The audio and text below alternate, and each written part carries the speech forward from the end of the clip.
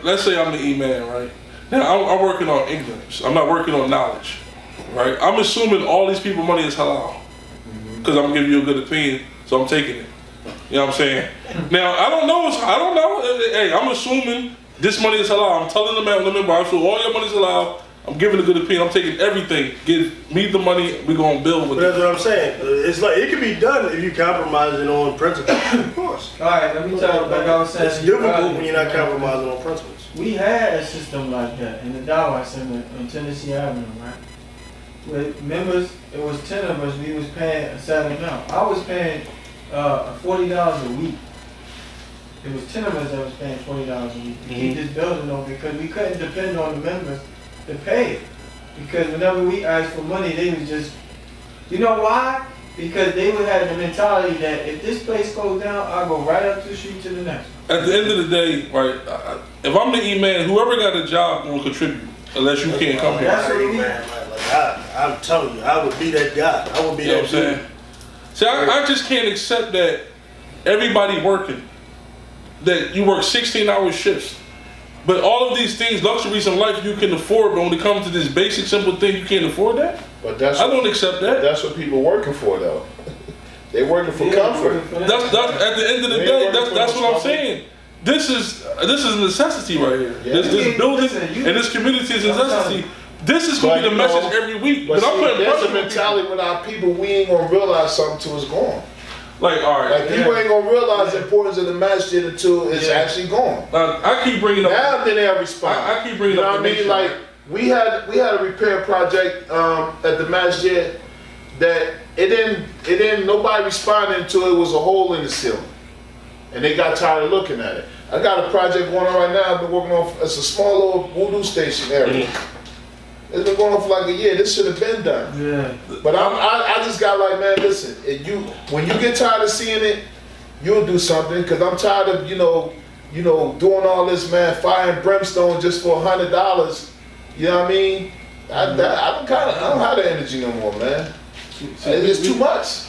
You need a team for it. Yeah, you need and I got a team, man. But then, okay, now the team, they gotta go work. They 16-hour shifts, so they can live. You know what I mean? I can't. I'm saying, like, all right, let's say when you have a Juma, right? Like, I don't know the answers. I'm just suggesting, okay? Because I don't know the conditions of everything. Oh boy. And the Juma, right? You say to everybody before everyone in this building leave, write your phone number and your address down, right? Then you go to people individually. So listen, I need for you to contribute this. Look them in the eye. This is what I need. You know what I'm saying? From you personally, and do everybody like that. You see what I'm saying? I think some of them will really. A lot of them do, but then, but it's not enough. Let me show you. It's not enough. I'm gonna show you what my strategy was, right? So when our masjid, Imam Faheem, he had an idea, which is a great idea, to create a salary. We're trying to create a salary for the imam and the assistant imam. Right? Yeah. Right. So what he wanted to do, he said, look, we need, 40 people to give $25 a week or $20 a week, right? Mm-hmm. Great idea, because that would have gave the whoever the man was, or it was him or the assistant, at least $800 to $1,000 a week. That was the goal. So they wanted to have the meeting. I told him, I said, look, if I was you, this is how I would do it. Make it be mandatory ACH debit from your checking account every single month or week, however you want it, right? He didn't agree. He said, well, some people don't have checking accounts. And I said, listen, it has to be mandatory, right? So I'm sure there's still people that give their portion every week, but in order to have a set guaranteed amount, it has to be out this checking account. Just like you go get a gym membership. Everybody got gym memberships. I went to Planet Fitness, they took my checking account and routing number. You need it. And my thing is this, if you don't get the whole 40 from the rip, cool, eventually you're gonna get people who will pay that. You'll get to your 40, maybe to 100, who will pay it every month. Now my thing is this, if you treat the masjid just like a business, my business did well the first 3 years I was open. Like I was in the black every month. After 3 years, I was in the red for like, I was behind on bills, I was just plateauing. Sometimes in business, you get to a point where you plateau. At that point, I had to change up my whole strategy, and I came up with something that started working. You have to promote it the same way. Like, and you take the same strategies from business. You need marketing. For us, marketing is not just about money. We're trying to save souls. So you have to do dawah. We don't bring new people in because we don't do dawah. You know what I'm saying? And not even just knocking on the doors, just simple stuff like this. You know what I mean? Turning the camera on and then doing some dawah. That's how you recruit new people. Because you don't know who else is out in the world who might say, hey, you know what? Sign me up. You can take $40 a month from me or $50 a month. But if you set the standard, like here, if you get in my chair, you need an appointment. You might have to have a credit card in order to make the appointment. But damn it, you got to make an appointment. If not, I'm not worried about no customers I'm losing. I'm worried about who I'm going to get. So what I do, I work every 30 minutes, I take another client. The only way you can get in that is if you download my app and then you make the appointment. And once you have the app on your phone, I have analytics. So I know who I can contact, who I can't. You understand what I'm saying? So that way I know if you gave me a valid number, if you got a valid credit card number, if you got a valid email address. But that's what I was saying. Like, look, we have all these, we got $100. And that works better than us going and knocking on doors and relying on handshakes. You get yo, that app tells me how many users I have, what kind of phone they have, what area they're at. You know what I mean? And all you gotta do is promote that. That's why if you look at every post I put for a haircut, I got my app underneath. You know what I mean? Click the link, press this, download the app. I just constantly remind people, yo, download the app. And it's free game. I ain't charging nobody for the game. It's like, you would think we we got all this technology. Why don't we use it to our advantage? You know what I mean? Because at the end of the day, the other people are doing it. Like when we're sitting around, oh yeah, let's come up with chicken dinner, and we're going to invite Imam so and so. Man, nobody cares. I agree with the point when you're talking to Imam when you're saying that you should put all your classes online. That I agree with, because that's where it's at. That's the era we live. I hate it, but it's the era we live in. I don't like it. But here's the thing, right? My man showed me. Matter of fact, the dude I was telling you about the designer app. He told me. Me and him, we busted up all the time. He said, look, everything I'm doing, he said, I learned from TD Jakes. And I said, where? I said, what you mean? Because I come from the school of, yo, don't give away everything for free, right? Because they won't want to pay for it. The new thinking is, give it away for free so they will pay for it.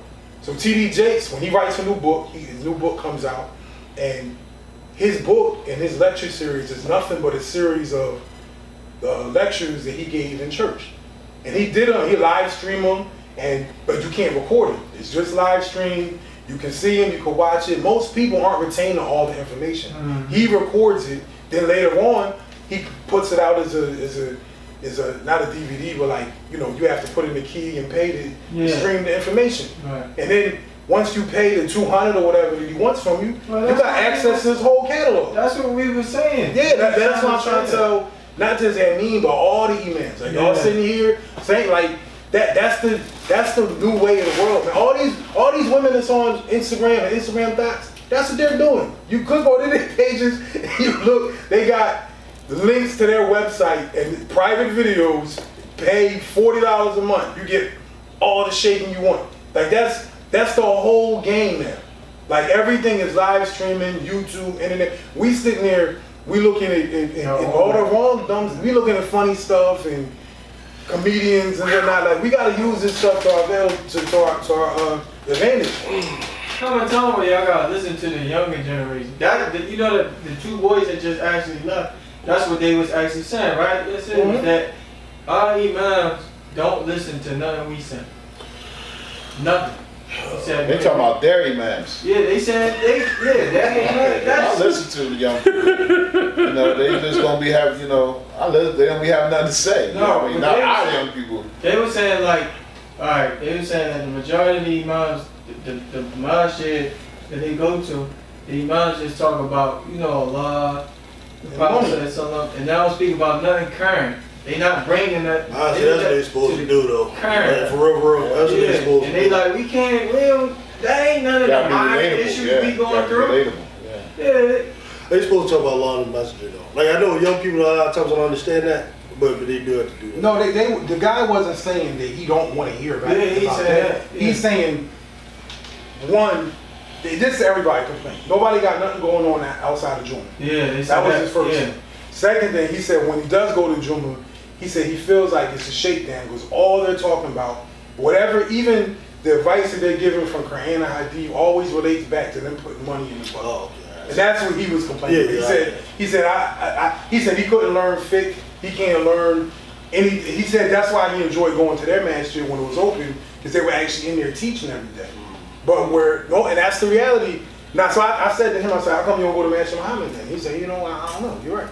But, yeah, because you know, when I was doing the Jumas, right, at the masjid, I noticed that people didn't like to come for classes, so I said, you know what, I'm gonna bring the class to them. On Fridays, I would do a biography of each Sahaba. And then I would do biographies like of scholars' lives and the cooking too. And that's how they was getting it. And some of it was being another young man, so we would alternate. And he would speak about modern and stuff like that.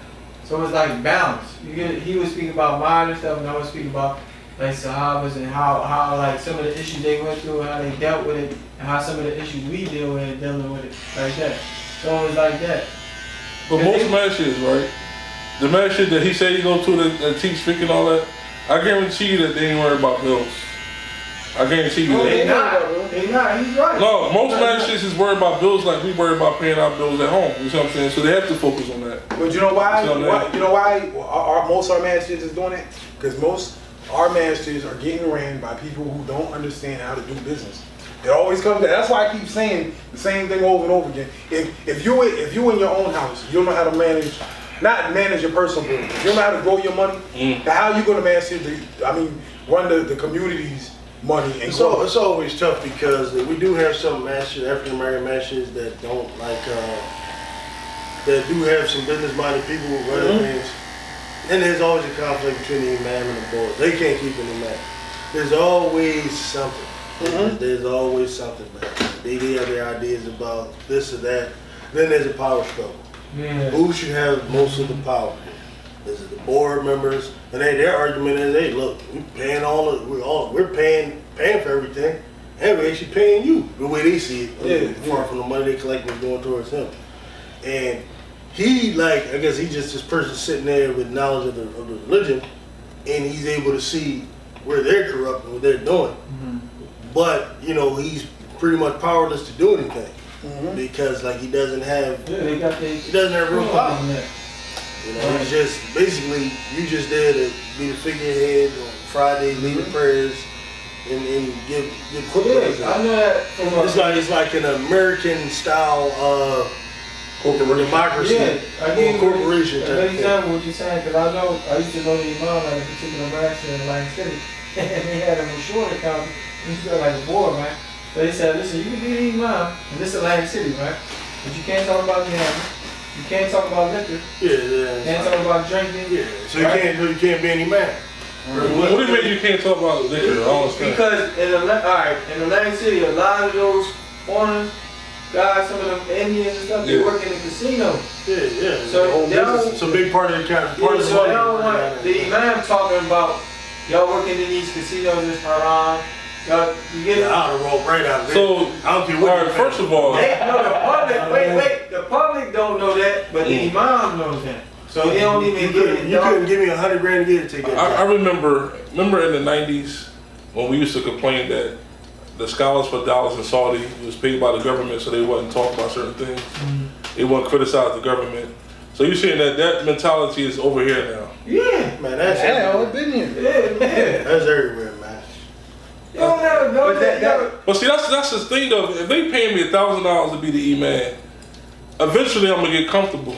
Cause now I gotta maintain my support living, and I can't go against the grain. So it's a compromise there. It's crazy. Oh, there ain't no way eventually you get comfortable. They gonna tell you right straight from the rip. That's why what he said is true. That's why every 5 years or so they get a new imam. Yeah, those places never have to. So the leadership, the board of trustees is not. I said you're on the board. Yo, you need to get your ass up there and get the khutbah. Because they don't really have But that's why I keep saying the masjid has a function, right? The masjid has many functions. We should be able to be open and pray, right? We want to pray, we want to get some upliftment, whatever. But we need things going on outside the masjid so that we don't have to worry about those things. That's the whole point of doing this. So people can say what their concerns are, what they think about, you know, the Muslim community and the black community. But two, so, yo, you know how many new shahadas be hitting me and they don't feel comfortable going in the masjid because this person looked at them wrong, that person screamed on me, they ain't teaching me nothing. So it's like, all right, cool, come to Barbershop, then I'll teach you. You know what I mean? Or call the imam on Skype or whatever. But you got to create other avenues. Doesn't mean that the masjid don't serve a function no more, like it does. It's that's just, what. That's what. So y'all are. This is what y'all saying. Y'all saying that you have a board of trustees at the masjid, right? That's purposely telling people not to talk about things, the vices of the community, based on their interest. Because I want people out there to understand what's going on in the community as far as the board of trustees, because it's crazy what you just said. Let me you know what I'm saying? In some communities, right? Yeah. A lot of the foreigners' masjids, right? What they do, they have a board. The board, they get money, they put money up, right? Yeah. So they come up with all the programs going to get this building. What they'll do, they'll get a guy from overseas, say he in Egypt or whatever. They'll bring him over here. They'll pay him a salary every month. Yeah. You're the imam. You leave the salat. You give the Jummah. Don't you say a damn thing because we're paying you. Yeah. We're gonna pay you. You got a contract for a year, 2 years. You're gonna get your green card. We're gonna set you up, and then you can help you get your family over here. And then he gonna go on somewhere else. And we're gonna bring another guy. Yeah, that's their farm system. Yeah. You know what I mean? And they've been doing that for years. That's not a new. So basically, they're gonna burn you out and then get somebody else. Well, not burn you out. They're gonna set you up. Like you got, if you a guy that came from another community, you just need. It's a job. He don't care. He's like, look, I'm telling you, my friend, listen. Exactly. Yeah, a dude that's like, say, trained at Azhar or whatever, from poor Egyptian family, or whatever. Like, he can come to America. He can get $500 a week, $600 a week, American money. Yeah, he gonna do that. But you don't need me to talk. Plus, see, they used to get in trouble anyway. It's like over in Azhar, they can't say nothing. You know what I mean? Like they dealing with the government, so their own mentality is different. Like they used to just not being able. So, all right, so how can you can do whatever you want and say whatever you want as far as. All right, this what I'm saying. How can things change if at the ground level that it can't even get, the message can't even get out? Ain't no change. Change the mic can come. Ain't no change. We only do little stuff that we can do because something drastic has to happen. Everything y'all saying is real discouraging, man. I'm serious. No, it is discouraging. It's like I'm heartbroken. Like, it's terrible, man. Well, I'm saying it's a fantasy then, basically. Nah. It is, man. Because if you got the core level people with the power saying don't talk about nothing, well, you out of here. That's not everywhere. That's just some of the places that we think are successful. It's just the dynamics of what Masjid, you know. Yeah, that's because it depends on if you just an imam, you know. If you're African American, you know, you have a shura, all that stuff makes a difference. And we went to a conference one time, they did a study on that. They said, okay, if you're African American imam, you probably have total control of everything, but they say you won't grow. No. They said what? You won't grow. Yeah. If you have total control of everything, you won't grow. You're the imam that you do everything, you really hands on. Yeah. You'll have your power, nobody can control you, but you won't grow. Hey. Or the other imam, like you were saying, you'll have all the stuff, everything you need, but you're a figurehead. Remember, you don't have any power. That's what I was telling Amin when we did this. I said, yo, you'll be Littlefinger and be the king of all the ashes. That's what it is. What do it matter if it's not you? He'll say Littlefinger. You got Littlefinger will get paid. You gotta look at alright. The way they look at it with that, something people talk about is like, alright, if I get up there and start talking about liquor and working in the casino in this haram, right? I'm losing a large portion of my money. You get it? Yeah, or the money that comes into this place. Yeah. We understand how it works. It just don't matter. Islam don't care about that. All right, so I'm gonna ask you a question. I'm not saying it's right. But what if you did do that, right? That's the problem. So you saying that the people that do work in the casinos will stop coming here because they pissed at you for talking about what they're doing as well? Yeah. That's exactly what's right. But that's my job. I am the imam. Like, I'm here to piss you off when it comes to that. That's like I don't know what to say. So all right. I'm concerned about everything y'all say is disheartening. It really is. It's killing my infrastructure. Like this is. I can't. I have no evidence because listen. I came in here thinking it was possibilities. Now I know there's no possibilities. Where's the avenue that I can? Where? Because the people corrupt, the leaders corrupt. The imam is a flunky who won't. He's just trying to get paid. So where's that? Where's anything at where I can say, all right, this is where we're gonna start. Pay cut. like even you said, Faheem just said he's the leader, but he's not gonna grow because he's African American. No, he's not gonna grow because it's support. Support. All right, so give me something that's gonna be. He did. The man said we all put the money. Say Anything that's based on money not gonna work. Let me just put that out gave there. you the answer. He said we gotta wait for the mountain to come. That's it.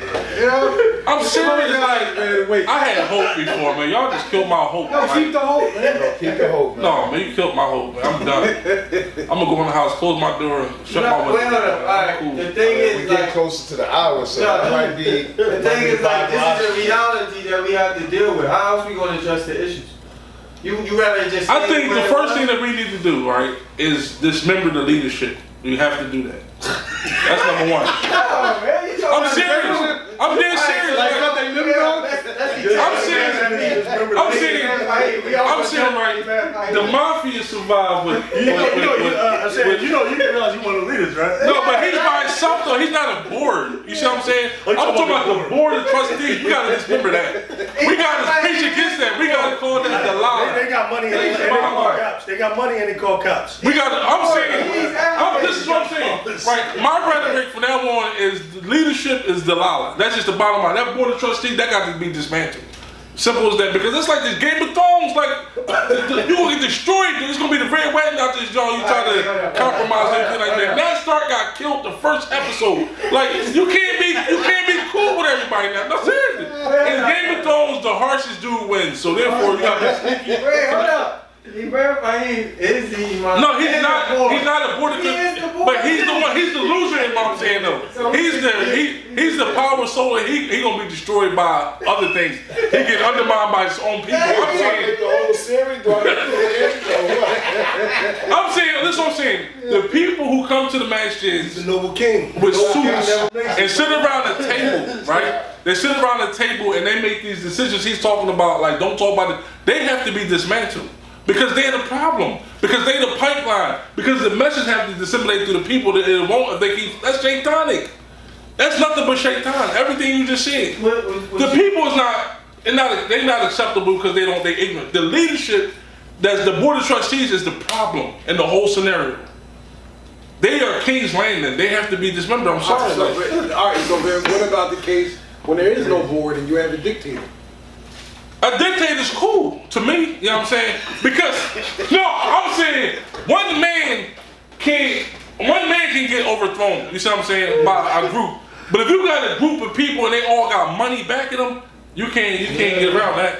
Because everybody comes here, You can control him by there's nobody show up. He's like, damn. All right.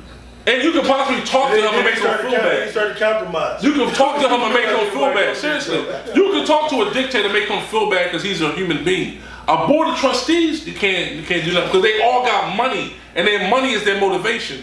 They not gonna talk about anything that's gonna stop that Benz, anything that's gonna stop that $200,000 a year. That's their motivation. His motivation is he like power. Okay, we can deal with that. That's cool. But the leadership, they got money. That money is powerful. You tell somebody don't talk about alcohol. That might lead you outside of the fold of Islam to me, because I'm thinking like, you think it's halal, then what are you saying? No. I need to know what's going on. Like, if this is what's going on behind closed doors, I swear I would go to those leaderships with a bullhorn and say, all of y'all are munafiqs. That's just bottom line. Y'all need to come out of these leaderships. Y'all need to let people just play the backfield. Like, you getting money. Like, what are you doing? This message has to get to the people some way, somehow. On Friday, sometimes there'll be over 200 people there, right? Yeah. Even if he just asked for $10 from those 200 people, that would be $2,000. But he can't even get that. He can. He got to demand it. Nah, that strategy doesn't work. Yeah. It will work. And why it doesn't work? Because you're leaving it to like the goodwill of people. Exactly. And people don't care. They not. Y'all misinterpreting what I'm saying, right? I'm saying, if I come to your house, right, that's pressure. No. The reason why it don't work now because there's no pressure in the community anymore. Wait. Like when people became Muslim at the time of the Prophet, right? When people became Muslim at the time of the Prophet, it wasn't just I'm taking my shahada. It was no, I'm gonna become Muslim. I'm not gonna rob people no more. I'm not gonna cheat people no more. It was a bay'ah that you made to the imam of that community, and that had to be enforced because you making a bay'ah to me, and I'm gonna hold you accountable for that. That's the thing about it, right? Yeah, people like CJ ain't not worried about that. He just worried about just the finances bit, right? Now the imam people worried about, okay, how am I going? We worry about souls, hearts. Yeah. How to get people there. So the way we look at it is gonna be a little different.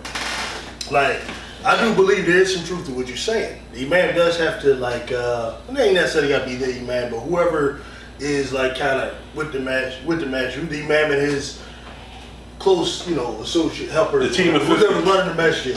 I think there should be people that are in constant contact with the members of the masjid. To be a member is more than just a person who comes by to use the facilities. So there should be an emphasis on things like the Fajr prayer, for example. You know what I mean? There should be I remember back in the day we used to do it.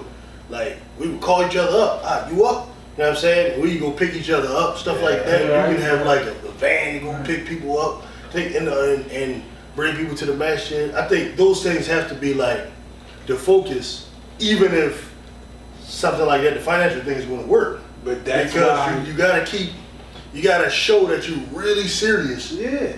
And the other things. And that's go back to the beginning. That's the imam. That's why I said we need multiple leaders. I can run the finance. I see what you mean. See, the man got a problem with. No, I'm the leader. Yeah, you in charge. One figure. It means other people in charge. What he means is in charge. People in charge of certain departments. Yeah, you delegate responsibility. Right, delegating All right, but there's one figure here. Let's get that straight. Yeah. You know what I'm Now, saying? see, that was something that would totally work for me, right? Yeah. But now, if I'm doing all that, how do I get paid? If somebody ain't gonna take that responsibility. No, see. All right, this is what I'm saying, right? Alright. Let's say, that's one of my dilemmas. I do all that. I did all that. Yeah. But now I got a family too. Yeah. But that's I can't depend on people.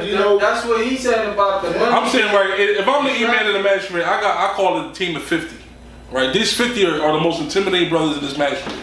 Their job is to make sure that those people pay. Right? They're going to knock on your door and they're going to say, we need your $50 a day. Either you're going to run out the back or you're going to pay the $50. But then when we see you in the magistrate, we're going to say, you ain't pay your 50. It's pressure. CJ, right? Islam is pressure. CJ will take you straight out your account. What he's saying is correct, but what I'm saying is when that don't work, because there's people that don't have debit. I have to be hands on. The only way that you can develop this thing, you have to make requirements. The requirement is you have to have a debit card. You need a check. So what you do is, as the imam, you don't even worry about that. You the imam. I'm gonna let CJ do that. Exactly. I'm gonna talk to you. Where the money at, CJ? Exactly. That's it. Exactly. I'm not to the first the people that's coming in the imam. It's just nice. It's smart. So we're not in the goon building. But he means So the debit card is the goon now. Yeah, but see, CJ only see the gorilla from the imam. Like everybody else see, mashallah. Yeah. All right, I agree with that. But that's how. So you saying guerrilla warfare don't work no more? Debit card is the new guerrilla warfare. That's what you're saying. What I'm saying is, I'm gonna say that. Listen, I'm gonna say that when during that particular time period, the men, and I'm not saying this to be offensive towards my generation, the men was more stronger and they can accept that. Yeah. Now, if you try that tactic, you're gonna find that masjid empty. See, I'm not afraid of that though. I'm not because I'm telling you, I don't even want those type of people. That's what I'm saying. I don't. People that's intimidated. I'm not going to go here. I'm not going to get nothing done with you. This is what I'm saying. But I know people would disagree with that. Islam at its core, right, has always been hands on. Yeah. This religion is the only religion. Listen. This religion is the only religion on the face of the earth. It will not survive without us working together. But if the rich don't give to the poor, it's not going to survive. I'm agreeing with him. I'm agreeing with him. Listen, but I'm agreeing with him. What he's saying is true. I didn't say nothing. I'm talking about the debit thing. That's true. I agree with that. Nabi Dawood was fighting Goliath, right? Mm-hmm. Saul tried to give him his armor. And he said, I don't need your armor. That worked for your time, not for me. This is a younger man, this is an older man. Yeah. So we trying to tell some of the older ones, like, listen, the way things doing it in this era, it ain't gonna work in that. It worked at that time, but the way things are moving. That's the only thing we're going to kind of disagree. This that joint. I cannot accept that. Like I know what you mean. Like my son, like for example, be different from me, but like I can't accept him not being that because he's not gonna be prepared for this world. No, he's not saying. I mean? Not saying that. Saying like we all know change is consistent, right? Change is always gonna come. Right? What you mean? Meaning like the religion is the same, our deen is the same, but other things around us, the dunya is changing. All right, so you're saying before where we can hold each other accountable. You said we are in a time now where we can't hold people accountable. You can, but it's a different application you got to use. How? Give me an example. How would you do it? What, in our time? Yeah, the accountability. Where you would in the older time, you would just be straight up with them and tell them like what it is. But in our time, the method has to be different. Where you pull them to the side and then you talk to them. It seems like in your time, it's like, yo, mama, what you doing? You know what I mean? And the joker will be like, yo, man.